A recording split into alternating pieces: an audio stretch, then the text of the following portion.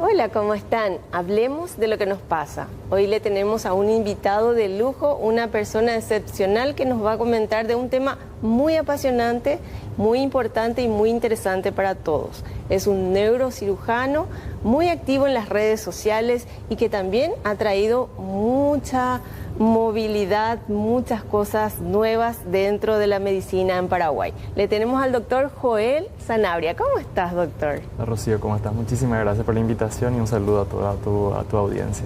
Gracias a vos por aceptar venir y compartir un poquito de tu conocimiento, porque la verdad que no sabemos mucho y es muy importante hablar de estas enfermedades que son neurodegenerativas, ¿verdad? Pero queremos conocerte un poquitito, doctor. ¿Hace un año que volviste de tu especialización o cómo es? Sí, así mismo. La verdad, mi formación ya empezó hace varios años. Terminé haciendo la facultad acá en Paraguay, me formé en la Universidad Nacional de Asunción. Acabé haciendo unos años de formación de cirugía general y después empezando lo que es neurocirugía. Aunque la verdad mi pasión por la neurocirugía ya comenzó desde la facultad. Traté de medio que me gusten otras cosas, pero siempre supe que la neurocirugía era lo mío, ¿sí? Solo que durante mi formación de neurocirugía me di cuenta que acá en el Paraguay faltaban algunas cosas y que no teníamos las herramientas y muchas veces el conocimiento para realizarlas, ¿sí? Entonces, algunas circunstancias de la vida me obligaron a tener que dejar mi familia, mi país, mi novia, ¿verdad? Y salir del país. Ahí me acabé yendo a Brasil a hacer mi formación, y para hacer la formación en Brasil tampoco no es nada simple, ¿verdad? Porque hay que rendir un examen de revalidación del diploma para ser médico reconocido ahí, y después para entrar a la residencia otra vez es bastante competitivo, principalmente para la formación de neurocirugía o cualquier área que es de la parte quirúrgica. Obviamente mi familia y mis amigos siempre me apoyaron y eso fue esencial, ¿verdad? ¿Cuánto tiempo estuviste fuera? Y estuve en total casi 7 años afuera. ¿Y cómo fue ese regresar al país? Sí, la decisión fue difícil, obviamente, porque tenía propuestas de trabajo en varios lugares en Brasil, pero la verdadera decisión, y yo no tenía pensado volver, esa es la verdad, yo no tenía decidido volver. Empecé a hacer mis especializaciones siempre pensando en quedarme en Brasil o en irme en otros lugares.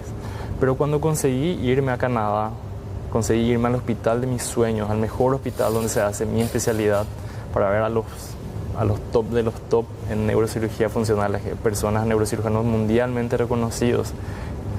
Ahí me di cuenta de algo. Yo siempre me sentí un poco inferior a la gente, aunque en comparación con otros, tal vez otras personas también se sentían así, porque empecé a publicar algunos trabajos y a tener alguna salida que era muy difícil tener, ¿verdad? Pero cuando me di cuenta, al irme allá, que yo me sentía muy inferior al resto, y ellos empezaban también a comparar con otras personas. Sí, empezaban, no, pero esta persona tiene más artículos publicados, esta persona trabaja mucho más que yo, opera mucho más esto. Y ahí dije, ¿qué estoy haciendo acá? Porque mi idea era irme a Canadá y empezar todo de cero otra vez en Canadá. O sea, todo el proceso que yo hice en Brasil iba a comenzar de nuevo en Canadá. Y ahí dije, creo que este no es el camino. Ahí empecé a volver atrás. Y dije, tal vez el conocimiento que yo tengo ahora puede serle útil a varias personas. Y ahí a mí en la cabeza tengo que volver a Paraguay. Las cosas que yo sé ahora en Paraguay no se está haciendo. Yo sé la forma de tratar de empezar eso. Entonces yo creo que le puedo ayudar a los pacientes con el conocimiento que tengo ahora mismo. Entonces volví, hablé con la gente de acá. Justo también tenía personas conocidas que ya estaban en contacto conmigo diciéndome para que vuelva a Paraguay. Y obviamente mi familia, mi novia seguía acá, tuve 17 años de relación a distancia, que no es nada fácil, y eso coincidió para que pueda volver. Obviamente ahora, estando un año y medio de que volví, no me arrepiento y agradezco cada segundo haber tomado esa decisión, ¿verdad? Qué lindo, doctor. ¿Y cómo fue para que vos quieras estudiar medicina? ¿Venís de una familia de médicos o es algo que nació de pequeño? Sí, muy buena pregunta, porque yo nunca quise ser médico. Y a mí siempre me gustó, yo siempre fui un loco de las computadoras, siempre me gustó la parte de ingeniería informática, y te voy a ser sincero, volví de un viaje, hablé con mis amigos que iban a seguir ingeniería informática, ellos me dijeron, no, ya empezamos el cursillo, ya no vas a llegar para hacer esto. Y entonces yo empecé a descartar las cosas. Yo siempre fui alguien curioso, ¿sí? Siempre me gustó saber el porqué, siempre me gustó ayudar a las personas y siempre me esforcé por todo. Entonces yo nunca descarté la medicina. Entonces dije, creo que esas cualidades van bien con la medicina y podría ir bien, ¿verdad? Y ahí empecé el cursillo y siempre me gustó, ¿verdad? Desde el comienzo. Pero nunca fue mi sueño seguir. Pero ahora tampoco me arrepiento, ¿verdad? Y para especializarte, ¿quién te inculcó o no sé quién fue tu inspiración? Claro, ¿no? Durante la carrera de medicina tenemos en el primer año ya la carrera de anatomía, y dentro de anatomía la parte de neuroanatomía. Cuando empecé a estudiar la parte de neuroanatomía, o sea, todo lo que es el cerebro, y me di cuenta de que la verdad no entendemos absolutamente nada, dije, esto es lo mío.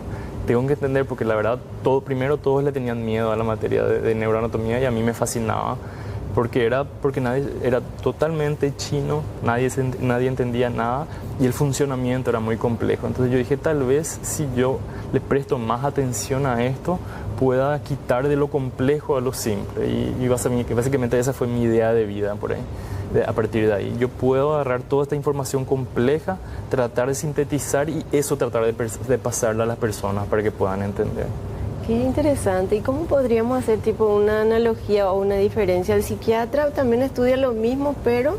Sí, es excelente pregunta, porque muchas personas no saben diferenciar lo que es el psiquiatra, el neurólogo y el neurocirujano. ¿Sí? Primero, lo que tenemos que diferenciar primero es neurólogo y neurocirujano, que sería el equivalente al clínico y al cirujano. ¿Sí? El neurólogo es el que trata las enfermedades clínicas, no opera, y el neurocirujano opera. Entonces, pacientes que tienen alguna alteración, dolores de cabeza, alteraciones de memoria, otras enfermedades neurológicas desmielinizantes, neurodegenerativas, hablando de Alzheimer, Parkinson, todo lo que se trata con remedio, es el neurólogo el que va a ayudar. Accidente cerebrovascular es el neurólogo, ¿sí? Derrames cerebrales es el neurólogo, el especialista en esa parte. Desde el momento que hay alguna enfermedad neurológica, que hablamos neurológica, todo lo que es cabeza y columna, o sistema nervioso, o sea, los nervios periféricos también, ahí hablamos con el neurocirujano. Y hay algunas enfermedades, como por ejemplo el Parkinson, que el neurólogo ve, pero llega un momento que el neurólogo ya no puede o necesita la ayuda del neurocirujano, y ahí es cuando el neurocirujano interviene y ahí se tienen que formar un equipo. ¿Sí? Entonces, mi especialidad es 100% dependiente de los neurólogos, que son mis grandes amigos. ¿Sí? Y el psiquiatra, por su vez, trata las enfermedades psiquiatras, que son ya trastornos, disturbios mentales, donde entra ya la depresión, la ansiedad, la esquizofrenia, entre otros. Que también te puede... O sea, que también pueden, exactamente, que también me pueden derivar y que pueden tener una salida quirúrgica otra vez al final. Pero la formación es hasta un punto igual y después se separan nuevamente. Exactamente. ¿Verdad? La neurocirugía, hay una formación en neurocirugía general, y después hay una subespecialización otra vez.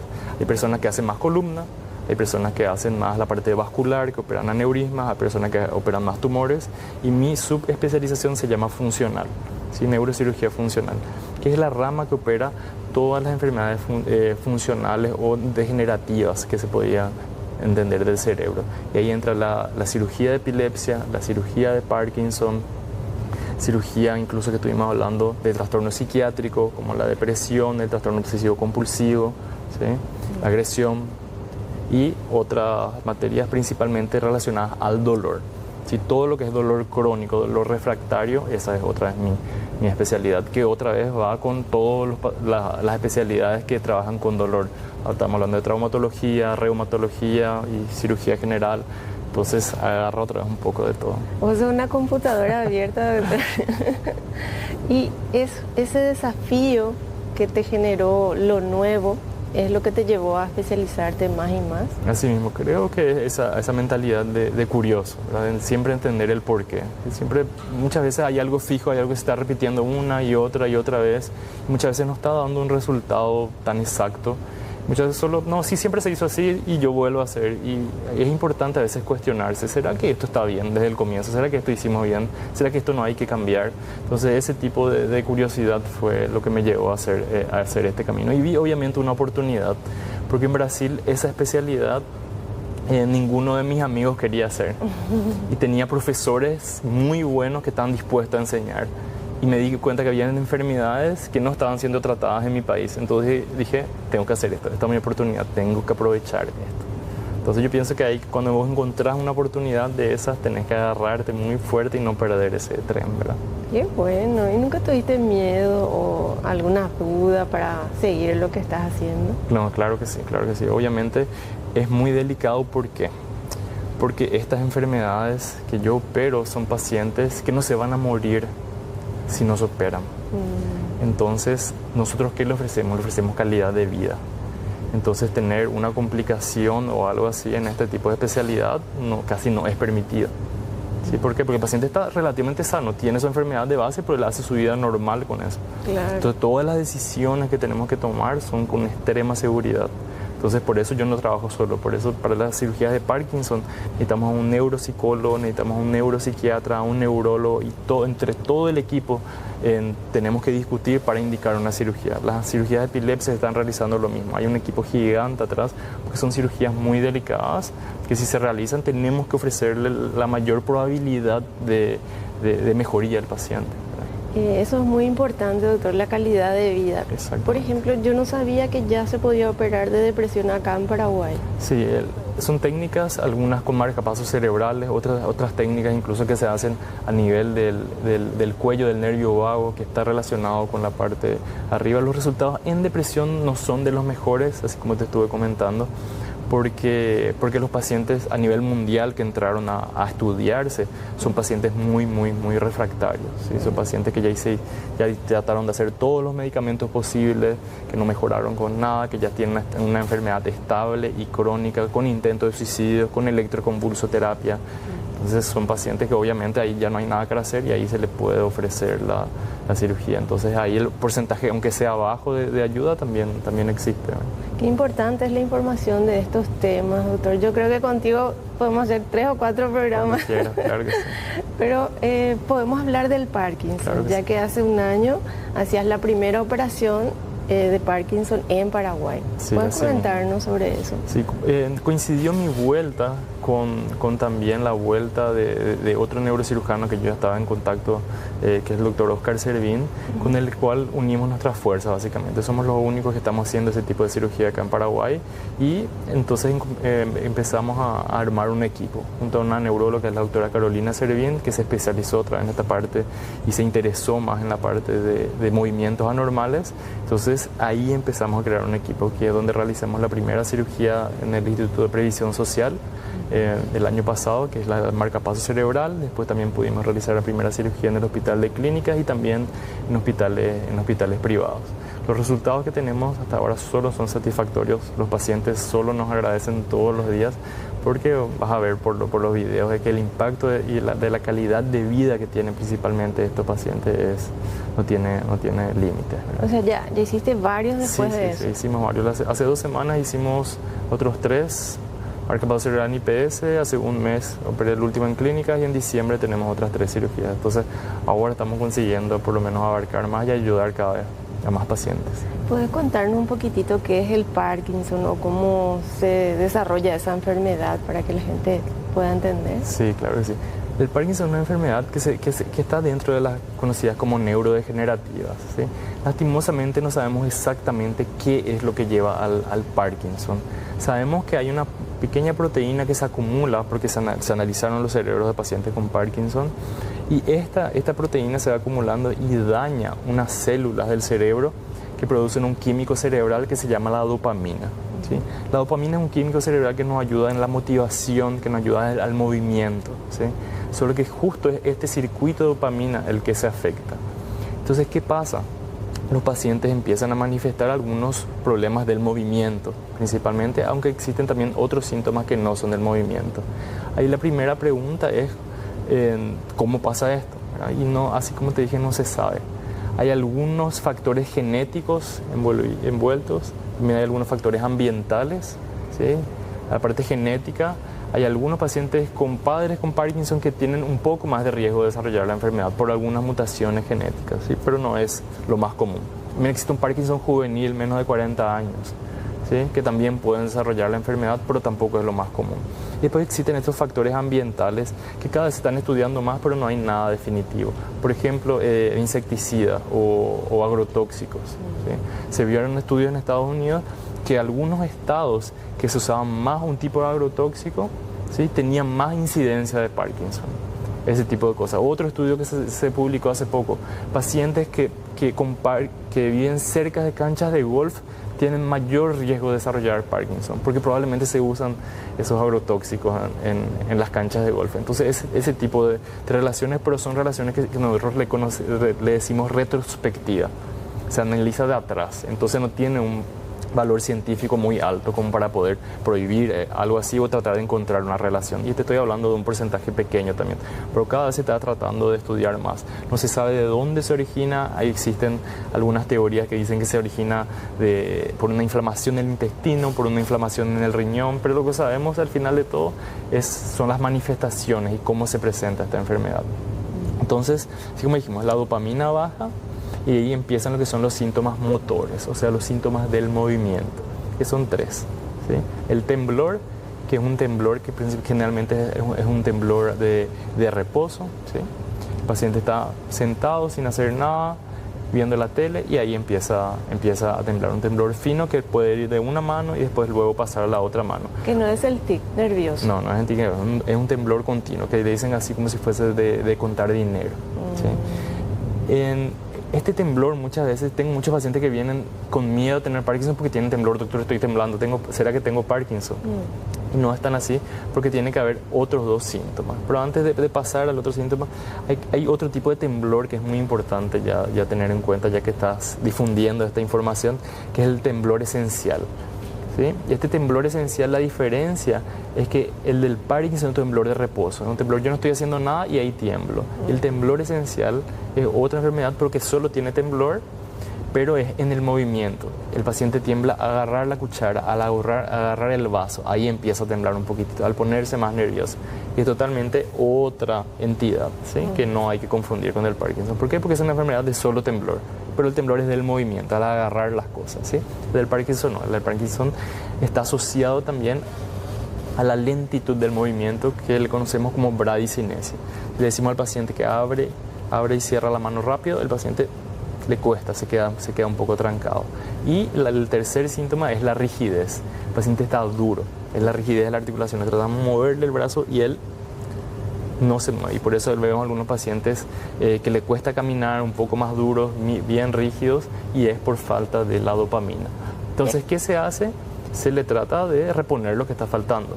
Y lo que se consiguió fue sintetizar una dopamina sintética. Y a esta dopamina sintética se le conoció como levodopa, que ya se empezó a tratar en los años, creo que 90 o 80. Cuando se empezó a tratar los pacientes con Parkinson, la respuesta fue impresionante. Solo que esto a lo largo del tiempo se vio que la enfermedad de Parkinson continúa progresando. No hay enfermedad, no hay remedio que mejore, no hay cirugía que mejore, no hay nada que pueda parar la enfermedad o curar la enfermedad. ¿Sí? Bueno, que haces tipo un cambio de repuesto a nivel cerebral o a nivel... A nivel cerebral. A nivel cerebral. Entonces está faltando un químico, yo le doy el químico que está faltando. Solo que el cuerpo como si fuese que cada vez necesita más. Entonces tenemos algunos pacientes que toman cada 3 horas su remedio. Hay veces que se toman un cuarto, después medio comprimido, después un comprimido entero, un comprimido y medio, y después cada vez más cerca. Y después empiezan a hacer un efecto colateral de tanto remedio que están tomando.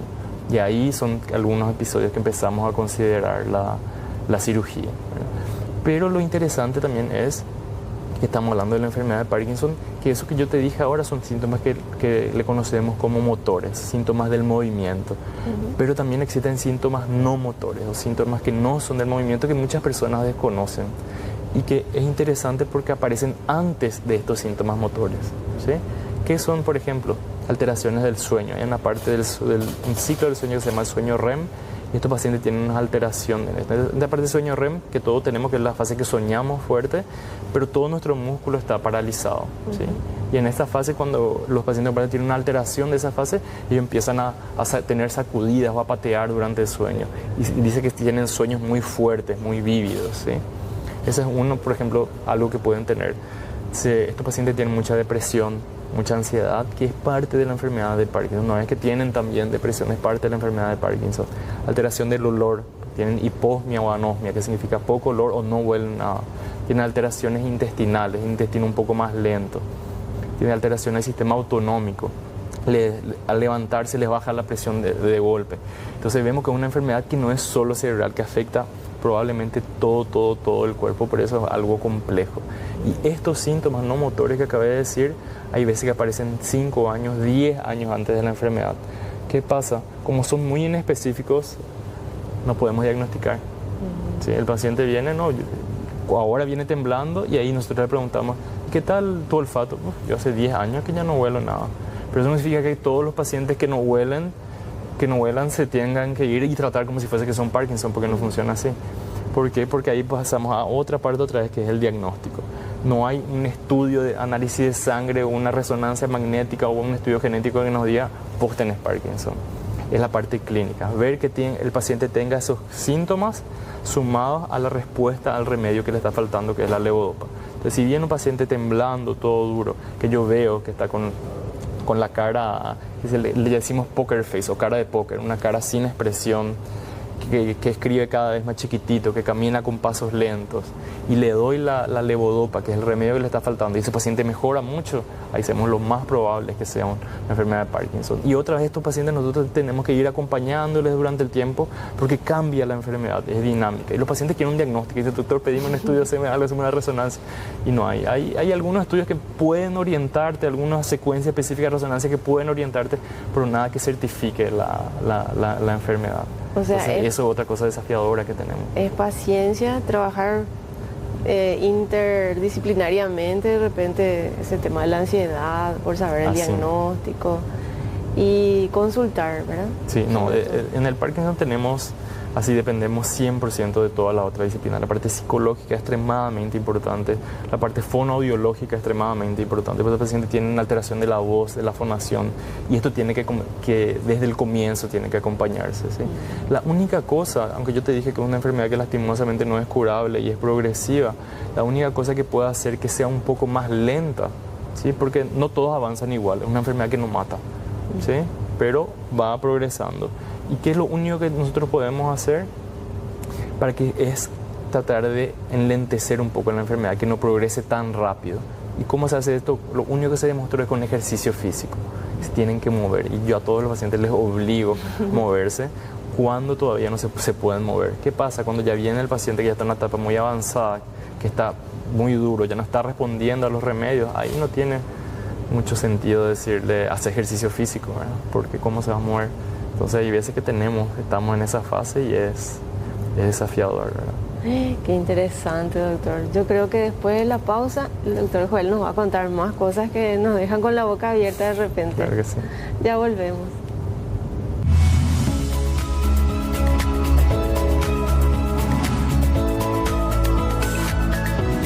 Y ejercicio físico, ¿verdad? Eso no falta, ¿verdad? Pero está demostrado que las personas que tienen una buena alimentación, que se tratan bien sus enfermedades de base, hipertensión, diabetes, que hacen actividad física por mucho tiempo, desde hace varios años, tienen menos riesgo de tener este tipo de enfermedades neurodegenerativas. Ahora mismo nosotros lo único que podemos hacer es eso, es lo único que podemos modificar para disminuir el riesgo. Tampoco es cero el riesgo, pero se piensa que eso sí disminuye el riesgo. Pero es un tratamiento costoso también llevar la enfermedad. Totalmente, no solo para el paciente, sino para la familia, porque son pacientes que a la larga van a necesitar del apoyo de alguien. Y las dos tienen un impacto social muy fuerte. Verle a tu ser querido temblando, duro, sin poder caminar, o verle a tu ser querido no reconociéndote, debe ser muy, muy fuerte, ¿verdad? Entonces el impacto que tiene en la familia es impresionante, y en la sociedad, ¿verdad? Entonces son enfermedades que por eso cada vez se está invirtiendo más, y el diagnóstico temprano también ayuda, ¿verdad? Entonces es importante ese apoyo psicológico, no solo del paciente, pero también de la parte familiar, ¿verdad? Familia. ¿Y alguna vez tuviste así un paciente que no se acordó más de vos la siguiente visita? Sí, a veces pasa. Sí. ¿Y cómo vos tratás eso, doctor? ¿Cómo te acercas? Como siempre es algo esperado, ¿verdad? Entonces se habla con la familia antes, se le prepara a la familia antes, entonces a poquitito eso son cuestiones que se pueden ir manejando. Y como doctor, vos también trabajás el tema de la salud mental para poder acercarte a tus pacientes. Hay cosas fuertes también que seguro viviste. No, eso lastimosamente no nos preparan para eso, esa es la verdad, ¿verdad? Cada uno tiene que ir formando. En la primera vez que le decías a un familiar que su paciente falleció o que va a fallecer, porque nosotros trabajamos y lidiamos con enfermedades graves, ¿verdad? Sabemos que ahora está vivo, pero que las probabilidades de sobrevivir son bajísimas. Entonces, esto no nos enseñan tanto, pero vamos aprendiendo por el camino, ¿verdad? Entonces, lidiamos con esos momentos delicados, sí.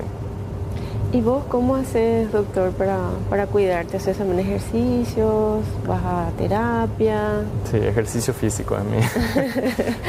Corridas de madrugada son mi solución a todos mis problemas. Todo ese estrés. Sí. Doctor, ¿y cómo fue la primera vez que tocaste un cerebro? ¿A qué edad fue eso? En neuroanatomía nosotros ya tenemos cerebro, pero son piezas anatómicas no vivas. La primera vez que puedes ver un cerebro vivo es impresionante, ¿verdad? Que fue durante una cirugía, ver las arterias, las venas alrededor, ver el cerebro que se queda latiendo como si fuese un corazón, es espectacular. Y después, uno de los momentos más felices de mi carrera fue cuando pude entrar a ver los pacientes con cirugía de Parkinson y ver pacientes despiertos totalmente, sin ninguna queja, felices muchos, porque están mejorando los síntomas. Dije que la tecnología está en un pico y en una forma muy increíble. Estoy muy agradecido de poder llegar a vivir eso, ¿verdad?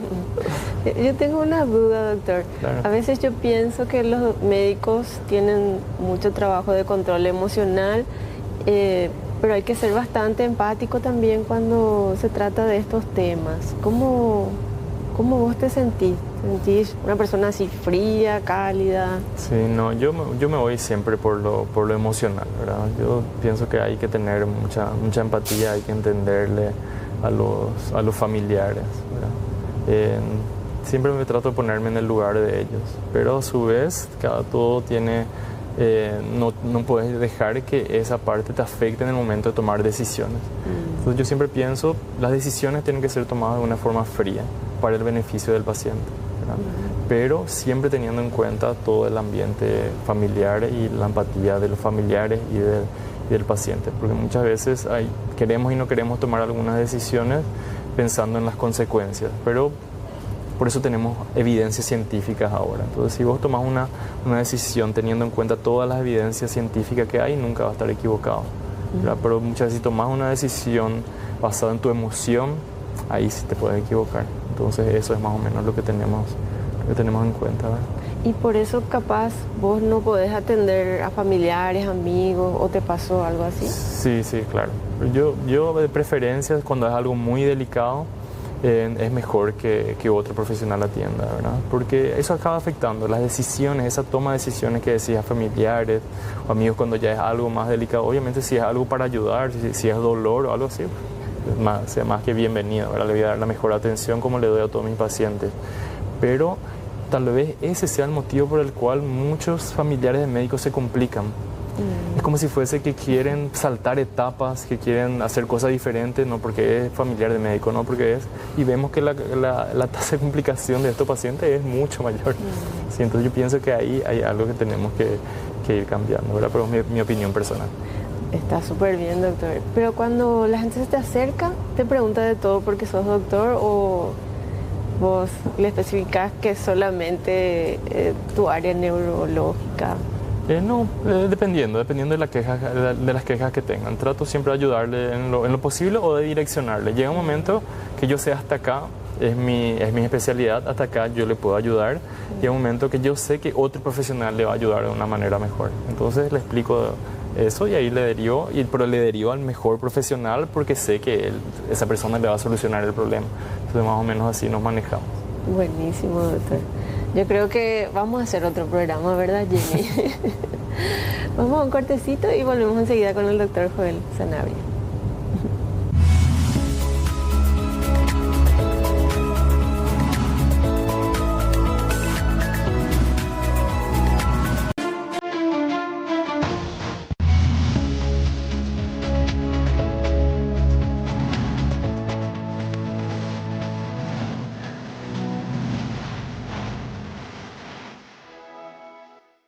Seguimos acá hablando de todas estas enfermedades, pero también son formas donde podemos transmitir información y también cómo acercarnos, cómo preguntar de repente sobre esta cirugía tan importante que es del Parkinson. Contanos un poquitito de eso, doctor. Sí, estas son cirugías que se hacen con el paciente despierto, que muchas veces eso a algunas personas le da un poco de impresión. Vemos videos de pacientes tocando flauta o tocando la guitarra durante la cirugía. Estos pacientes están despiertos, totalmente cuerdos, sin sentir absolutamente cero dolor.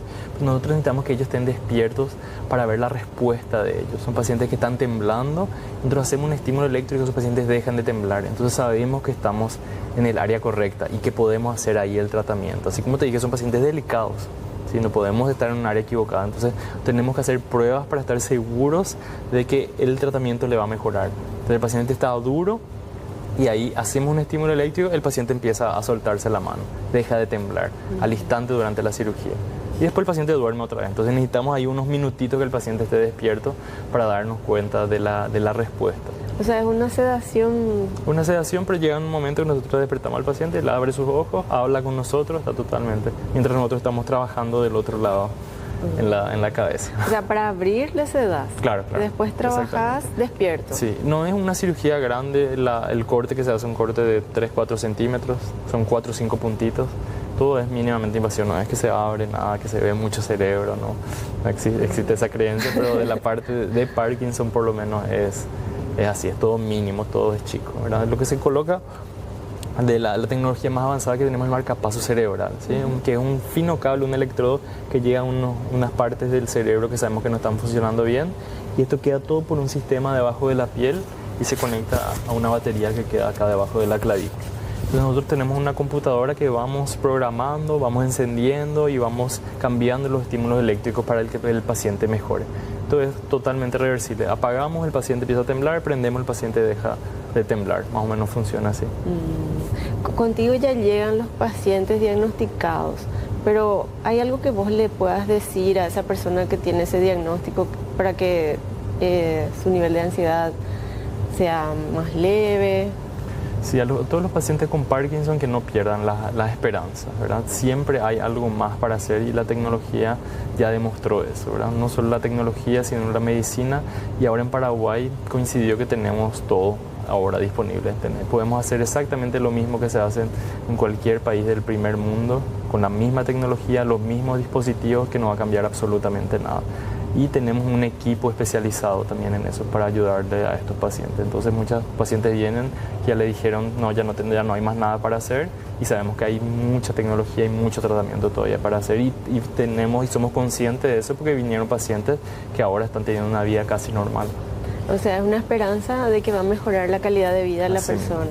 Y se da en el sector público y privado también. Público, ¿verdad? Y privado, así. O sea, que no es porque no tenga recursos que no pueda acceder a esta tecnología, ¿verdad? Así mismo.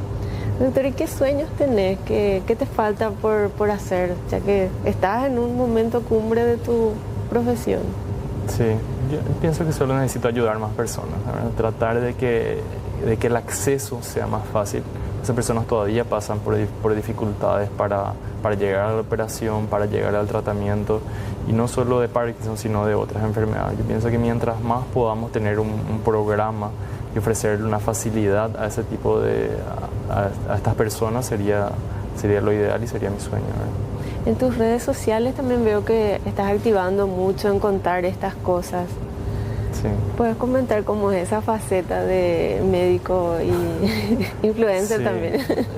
Me di cuenta que al volver tenía que hacer algo diferente. Me di cuenta que en mi cabeza tenía que podía pasar alguna información a las personas y que tal vez algunas personas se iban a beneficiar de la información que yo podría pasar. Siempre me gustó enseñar y lo que te dije desde el comienzo, si yo puedo agarrar algo complejo como es cómo funciona el cerebro y tratar de masticar eso y expresar de una forma un poco más fácil, y eso se puede hacer ahora por las redes sociales, eso sería lo ideal, ¿verdad? Entonces tuve que lanzarme y nunca me iba a esperar llegar a donde llegué, ¿verdad? Nunca me iba a imaginar tener más de 10.000 personas siguiéndome, algunos videos tengan millones y millones de visualizaciones, nunca me iba a esperar algo así, pero había que probar, ¿verdad?